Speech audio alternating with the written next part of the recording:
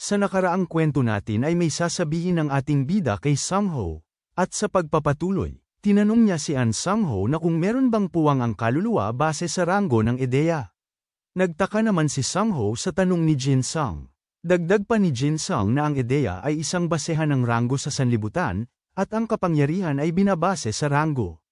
Kinonfirma naman ni Sang-ho ang tanong ni Jin-sung na kung ang tinatanong ni Jin-sung sa kanya ay kung ang ranggo ng ideya ay nagkakaroon ng pagkakaiba sa pagitan niya at ng kanyang kaluluwa. Tumugon naman si Jin-sung na ganun nga. At sa isip-isip ni Jin-sung ay walang pinagkaiba si Sang-ho sa lahat subalit laking gulat niya nang sinabi ni An Sang-ho ang kanyang inaasahan na sagot. Sinabi ni An Sang-ho na hindi siya naniniwala na merong ranggo ang kaluluwa. Dagdag pa ni Sang-ho na kung ano ang inilabas na ideya ay nagkakaiba ito base sa ranggo, ngunit wala itong pinagkaiba sa puwang ng tao sa pagitan ng kanyang kaluluwa. Sinabi ni Sang-ho na walang ranggo ang kaluluwa. Nang marinig naman yun ni Jin-sung ay napatulo naman ang mga luha sa kanyang mga mata. Dahil meron isang tao na nakasagot sa kanyang tinatanong noon pa. Sinabi ni Jin-sung sa kanya na alam rin ni Sang-ho sa kanyang sarili na magkaiba ang pinagbabasehan ng performance base sa ranggo ng ideya. Tugon naman ni Sang-ho sa kanya na magkaiba nga subalit hindi ito nagkakaiba sa kanyang league. Magsasalita pa sana si Jin-sung kaso sinabihan siya ni Sang-ho na kung sinusubukan ba niyang kumpirmahin ang kanyang nabuong desisyon sa pamamagitan ni Sang-ho. Sa isip-isip naman ni Jin-sung na akala niya na walang pagkakaiba sa pagitan ng kaluluwa at ranggo nito. Dahil ang kanyang kaluluwa ay ninanais patayin ang kanyang mga nakikita. Naisip ni Jin-sung na ang kanyang kaluluwa ay mas mataas ang ranggo kaysa sa ibang kaluluwa. At dito naisip ni Jin-sung ang mga kaluluwang nagsasabi sa kanya na isa siyang taong nagpapanggap na demonyo. Napagtanto naman ni Jin-sung na nabubuhay lang siya para maging mamamatay tao. Nalungkot naman si Jin-sung dahil doon. Kaya naman pagkakita ni Sang-ho sa kanya ay sinabi niya kay Jin-sung na unang kita niya palang kay Jin-sung ay nagdesisyon na siyang magsanay pa ng mabuti. Dahil noon inisip ni Sang-ho na si Jin-sung ay hindi siya nagsasanay ng mabuti. Subalit kahit na nagrereklamo si Jin-sung sa kanya araw-araw ay pumupunta pa rin si Jin-sung sa club para makapag-ensayo. Ang pagsasanay ni Sang-ho ay hindi makakasabay sa kanya ang mga karaniwan na tao. Ngunit nakakasabay si Jin-sung sa kanya kahit na reklamador ito. Iniisip naman ni Sang-ho na kung mas mataas ang ranggo ng ideya, ibig sabihin lang ay mataas rin ang combat ability nito. Ganyang gumagana ang Word Soul ranking. Napatanong siya sa kanyang sarili na paano kung ang isang tao ay mayroong mababang ranggo ng ideya ngunit ang kanyang combat ability ay mas mataas. Ang ranggo ng ideya ng taong yun ay walang halaga. Sinabihan ni Sang-ho si Jin-sung na alam niya ang rason kung bakit nagpunta dito si Jin-sung sa kanya hindi dahil pinilit siya ni Sang-ho kundi dahil may kailangan siyang malaman sa pamamagitan ni Sang-ho dahil meron siyang mataas na combat ability rank kaysa sa kanyang ideya rank. Dagdag pa niya na walang ranggo ang mga kaluluwa. Habang tinititigan naman ni Jin-sung si Sang-ho ay sa isip-isip niya na kagaya nga ng kanyang maruming ideya na kahit meron itong mataas na ranggo ay hindi niya ito matatanggap. Kaya nagfo-focus siya ngayon sa kanyang senior na si Sang-ho. Kaya naman tinanong siya ni Sang-ho na kung siya ba ang kasagutan na hinahanap ni Jin-sung. Hindi naman tumugon si Jin-sung ngunit tinitingnan niya lang si Sang-ho at sa isip-isip niya na si Sang-ho ay nagsasanay ng mabuti para mapataas ang kanyang combat ability sa A+, ngunit meron lang siyang B- na ranggo ng ideya. Kaya naman napagtanto ni Jin-sung na si Sang-ho ay pinakita sa kanya ang pagsasanay ng mabuti para mas lumakas. Nagdesisyon si Jin-sung na sabihin ang tungkol sa kanyang ideya. Tinanong naman siya ni Sang-ho na kung ang kanyang pinakita na ideya sa kanilang naging laban ay ang totoong ideya ni Jin-sung. Sinabi ni Jin-sung sa kanya na kung pinaniniwalaan siya ni Sang-ho na siya ay dineklarang F-rank ngunit merong S-rank na ideya. Dagdag pa niya na siya mismo ang tumalo sa sindikatong peste. Bigla namang napatigil si Sang-ho sa kanyang pag-iensayo at tinanong niya si Jin-sung kung ano ang kanyang makukuha sa pagsisinungaling. Ngunit napagtanto rin ni Sang-ho na wala siyang nakikitang dahilan para magsinungaling si Jin-sung. Kaya naman nagpasalamat si Jin-sung sa kanya dahil pinaniniwalaan siya ni Sang-ho. Kaya naman tinanong siya ni Sang-ho na kung ayaw niyang kontrolin siya ng kanyang sariling ideya. Sinabi naman ni Jin-sung na akala niya makokontrol niya ang kanyang ideya. Subalit gusto niyang kontrolin ito. Kwento ni Jin-sung ang pagsaksak niya sa isang miyembro ng peste at doon na nagsimula na hindi na niya makontrol ang kanyang sariling ideya. At sinabi niya na hindi na siya magpapakontrol sa kanyang ideya kahit kailan. Kaya naman tinanong niya si Sang-ho na kung siya si Jin-sung ay ano ang kanyang gagawin. Tugon naman ni Sang-ho na mag-e-ensayo siya para palakasin ang kanyang katawan at maging malusog ang kanyang isipan. Kaya naman pagkarinig ni Jin-sung ay hindi naman siya makapaniwala dahil bago pa man nagkaroon ng club ay nag-e-ensayo na siya para palakasin ang kanyang katawan ngunit wala pa rin nagbago sa kanya. Sinabi naman ni Sang-ho sa kanya na merong tao na hindi magagamit ng maayos ang kanilang ideya dahil hindi nila kayang mahalin ang kanilang sarili. Dagdag pa niya na ang taong hindi mahal ang kanilang sarili ay hindi tatanggapin ng katawan kahit na anong effort pa ang kanyang gagawin. Sinabihan siya ni Sang-ho na dapat maging proud si Jin-sung sa kanyang sarili dahil masipag siya. Hahawakan sana ni Sang-ho ang balikat ni Jin-sung subalit pagkarinig niya ng salitang pagmamahal ay tinapik niya ang kamay ni Sang-ho at naaalala niya ang kanyang ideya na nakakakuha ng kasiyahan sa pamamagitan ng pagpatay ng mga tao. Tinanong siya ni Sang-ho na kung nagsisipag ba si Jin-sung upang maging isang mamamatay tao. Nagtaka naman si Jin-sung sa sinabi ni Sang-ho. At dagdag pa ni Sang-ho na mahalin niya ang kanyang sarili at hindi ang Park Jin-sung na nahuhumaling sa pagpatay ng mga tao subalit ang Park Jin-sung na nagsisipag para makontrol ang kanyang ideya na makapatay ng tao. Dahil sa sinabing yon ni Sang-ho ay biglang napayuko si Jin-sung. Sinabi ni Sang-ho sa kanya na gusto ni Sang-ho maging pinakamahusay subalit ang kanyang ideya ay hindi. Kahit pa na anong pilit niya ay hindi niya ito maabot. Naaalala niya pa dati sa middle school na kanyang pinapasukan ay hindi siya maka-advance sa advance round kahit ni isa man lang. Nagalit si Sang-ho sa kanyang kahinaan at kinasusuklaman niya ang kanyang mababang ranggo ng ideya ngunit walang nagbago. At sinabi niya sa kanyang sarili na talaga bang alam niya ang kanyang sariling ideya. Nagsimula siya pag-aralan ang kanyang ideya at natagpuan niya ang kanyang kasalukuyan na limitasyon na gamit ang kanyang lakas habang pinoprotektahan ang kanyang kahinaan. Kaya doon niya nalaman kung ano talaga ang kanyang ideya. Kaya simula noon ay doon niya na nalagpasan ang kanyang sariling kakayahan. At kahit sa kasalukuyan at pilit niya pa ring nilalagpasan ang kanyang limitasyon. Dagdag pa niya na maging isa siyang pinakamahusay. Tinanong niya si Jin-sung kung ano naman ang sa kanya. At dito nagdesisyon rin ang ating bida na simula ngayon ay lalagpasan niya na rin ang kanyang sariling lakas sabay tapon sa kanyang salamin. Makalipas ang ilang araw ay nag-e-ensayo sila, at dito pinapaliwanag sa kanila na ang mga armas na pandigma ay wala ng kwenta sa panahon nila ngayon dahil sa paglabas ng kanilang mga ideya. Nandito sila sa isang silid na merong kemikal na nilalabas na kapag tin-turned off nila ang kanilang ideya ay babawian sila ng buhay sa kemikal na ito. Sinabi naman ni Giyong na kung paano kung mamatay sila sa ganitong pag-e-ensayo sa kanila.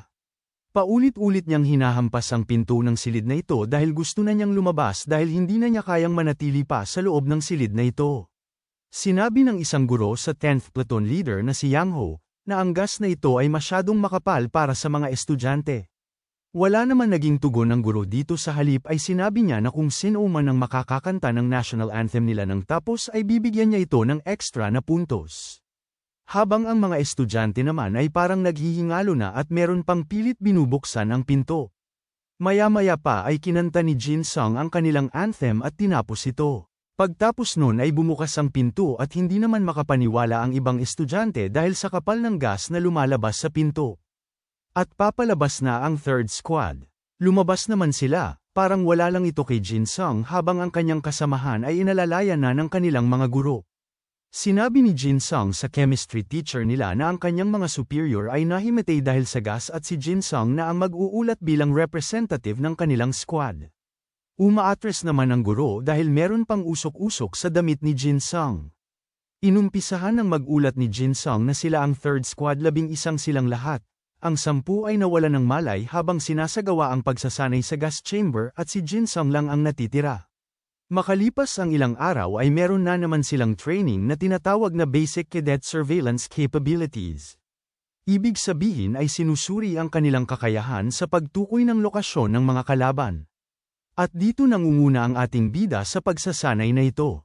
At kahit sa anong training pa ang kanilang ipapagawa ay nangunguna pa rin si Jin-sung sa kanilang lahat dahil ang kanyang layunin ay gusto niyang makakuha siya ng badge balang araw. Gustong lagpasan ni Jin-sung ang sariling niyang kakayahan kaya naman hindi siya nagpapatalo kahit ni Nouman, kahit pa kay Seon. Kahit sa pagtatago man ay pinapangunahan pa rin ni Jin-sung. Sa kada training nila ay meron at merong masasabi ang kanilang guro. Binasa ito ng kanilang principal at nagtataka siya na bakit si Park Jin-sung lahat ang nangunguna sa bawat training na kanilang gagawin. Ang principal na ito ay hindi niya gusto si Jin-sung dahil isa siyang F-rank. Sinabi naman ng guro na ang ibang estudyante ay nakakapasa rin naman. Subalit nagalit ang principal dahil sa mga lumabas na resulta. Sinabi ng principal na may nakalap siyang balita na ang 998 Infiltration Training Brigade ay papalapit na sa kanila.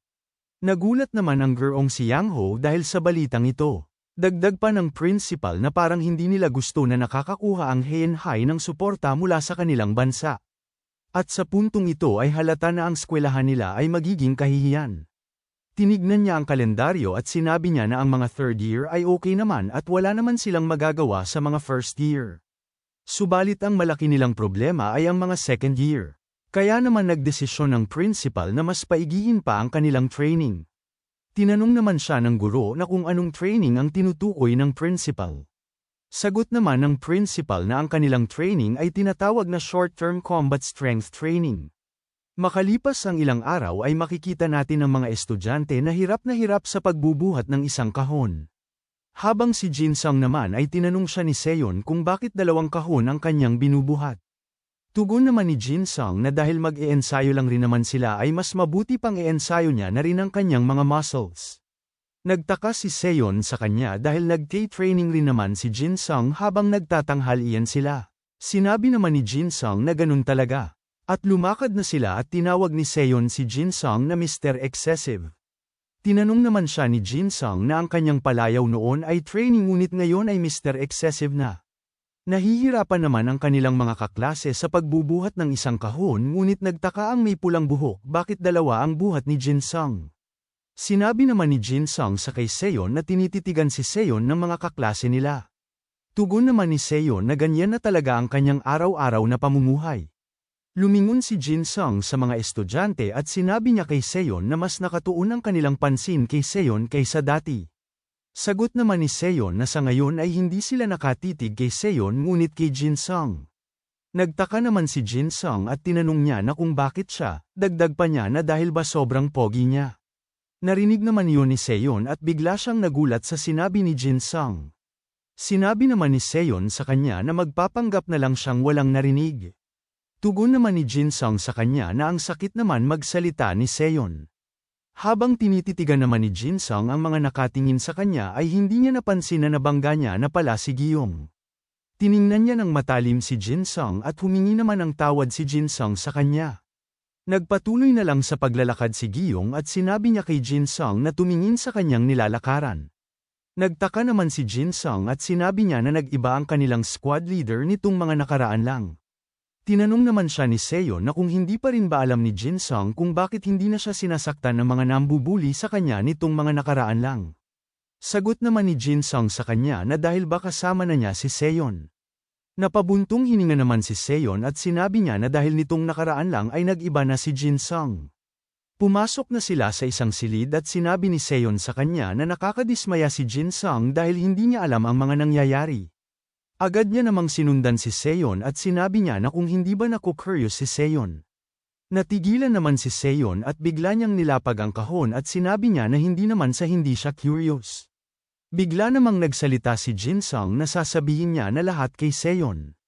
Namula naman ang pisngi ni Seon at sinabi niya kay Jin-sung na hindi na niya dapat ipagsabi sa ibang babae ang mga ganyan. Nagmayabang naman si Seon habang namumula ang kanyang pisngi at sinabi niya kay Jin-sung na tumigil muna siya ng sandali dahil siya si Seon at kung ibang babae yun ay nahimatay na siguro sa sinabi ni Jin-sung sa kanya. Sinabi naman ni Jin-sung na sinabi niya na lahat ng tungkol sa kanyang ideya kay An Sung-ho. Bigla namang nagalit si Seon sa kanya at tinanong niya si Jin-sung na gusto na ba niyang mamatay dahil sinabi niya kay An Sung-ho ang tungkol sa kanyang ideya. Nagalit si Seon dahil hindi siya ang unang pinagsabihan ni Jin-sung tungkol sa kanyang ideya. Dagdag pa niya na sabihin na sa kanya lahat ni Jin-sung bago pa niya siya bugbugin. Tinititigan lang sila ni Giyong at nagagalit ito. Naalala niya na sa oras na yun ay grabe ang kanyang kaba at naramdaman niyang mamamatay siya sa araw na yun. At si Kim Il-jung ay tumatakas dahil sa takot niya kay Jin-sung. Gulong-gulo na si Giyong dahil kahit siya ay hindi niya alam kung bakit naging ganito. Umalis na siya at habang naglalakad siya ay sinabi niya sa kanyang sarili na kapag hindi pa konpirmado na ganun kalakas si Jin Sung ay hindi na ito matatanggap sa ngayon. Sinabi naman ni Jin Sung kay Seon na dahil maraming tao sa kanilang paligid ay sasabihin na lang niya mamaya kapag sila na lang dalawa. Sinabi naman ni Seon sa kanya na huwag ipagsabi ni Jin Sung sa ibang babae at nagpipigil lamang si Seon dahil siya si Seon.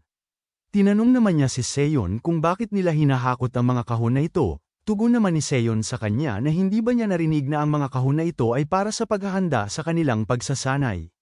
Tinanong siya ni Jin Sung kung anong klaseng pagsasanay. Tugon naman ni Seon sa kanya na guerrilla. Makalipas ang ilang araw ay naglalakad na ang mga estudyante na may mga dala-dalang bag. Nagreklamo naman agad si Giyong na bakit pa ba nila ginagawa ito. Habang si Jin Sung naman ay pinuproblema niya ang dumbbells na 5 kilo dahil hindi niya nadala. Tinanong naman siya ni Seon na kung napagod ba siya dahil sa init. Tinanong naman siya ni Jin Sung na kung halata ba. Sagot naman ni Seon sa kanya na si Jin Sung ay isang taong pilit na tumatakas sa club training at kinakaladkad pa ni An Sung-ho, ay bigla na lang nag-iensayo ng sobra-sobra dahil nagiging palapit na ang tag-araw. Nagtaka naman si Seon kung bakit tumigil si Jin Sung sa paglalakad. Nang maalala ni Jin Sung si An Sung-ho ay kung si An Sung-ho ang nasa kanyang kalagayan ay siguro nagdala na siya ng 2 tigsa 10 kilo ng dumbbell sa magkabilaan niyang kamay. Habang si Seon naman ay naaalala niya ang nangyari sa bangkong ito. Pinagpahinga muna sila ng 10 minuto sa tapat ng bangkong ito. Pagkarinig naman ni Seon na pinagpahinga sila sa tapat ng bangko ay bigla naman siyang nagalit dahil bakit sa dinami-daming lugar ay ito pa ang napili nilang pagpahingahan. Dagdag pa niya na mga wala silang konsiderasyon. Napansin naman ni Jin Sung si Seon na parang hindi siya okay at tinanong niya si Seon kung okay lang ba siya. Sabi naman ni Kim Seon sa kanya na siya dapat ang nagtatanong niyan kay Jin Sung. At tinanong niya si Jin Sung kung okay lang ba siya. Mukhang okay naman si Jin Sung at sa isip-isip ni Seon ay nag-aalala lang pala siya sa wala. Tinatawag ng bata si Seon at kinonfirma niya kung siya ba ang sikat na si Kim Seon. Marami ang nakapansin kay Seon at pinupuri nila si Seon na si Seon ay ang hinaharap ng Korea at meron pa ditong nagpa-autograph sa kanya at sinabi niya na mas maganda pala si Seon sa personal kumpara sa TV. Tumawa naman si Seon at nagpasalamat sa suportang ibinibigay sa kanya ng mga ito. Sa isip-isip naman ni Seon ay ito ang gustong mangyari ng kanilang principal, isang lokasyon na pagpapahingahan ng mga estudyante na para ma-advertise ang kanilang eskwelahan. Malapit sa bangko na kung saan nangyari ang insidente sa peste ang sikat na mga estudyante ng second year ay pinag-uusapan ng mga media at dahil dito makakakuha ng malaking advertisement ang kanilang eskwelahan. Ang mga may-ari ng tindahan ay masaya pa sila kahit na hinaharangan ang kanilang pwesto. Ang mga guro ay paniguradong pinaghandaan nila ito ng maigi bago ito mangyari. Advertisement at makita ang kanilang pinagmamalaking estudyante ng Heian High ay 2 ibon sa iisang bato. Subalit hindi makatao ang kanilang asal dahil wala silang paki sa mararamdaman ng mga biktima ng insidente.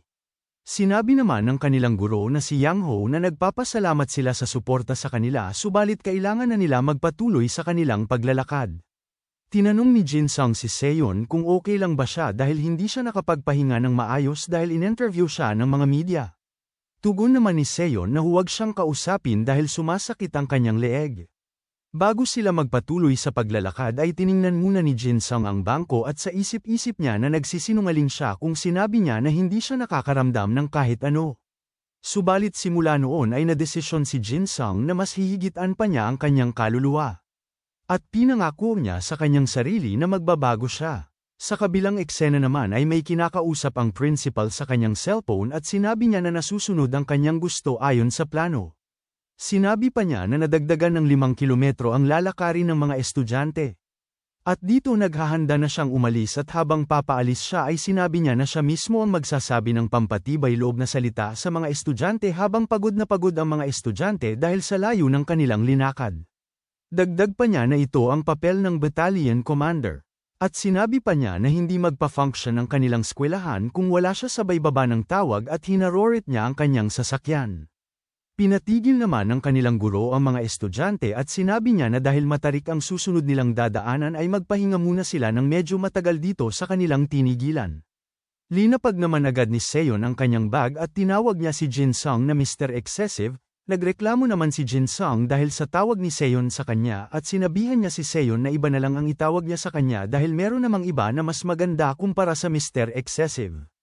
Inalok siya ni Seon ng chocolate, tinanggap na lang ni Jin Sung ang tawag sa kanya ni Seon na Mr. Excessive dahil gusto niya ng chocolate at nagpasalamat siya kay Seon. Binigyan siya ni Seon ng chocolate. Maya-maya pa ay nagtaka sila kung bakit merong kotse na dumating sa kanilang pinagpahingahan. Hanggang dito na lang muna mga bossing. Kung gusto mo subaybayan ang kwentong ito, mag-like, comment at mag-subscribe na rin at i-hit ang notification bell para updated ka sa mga bagong videos. Kita-kit sa susunod mga boss.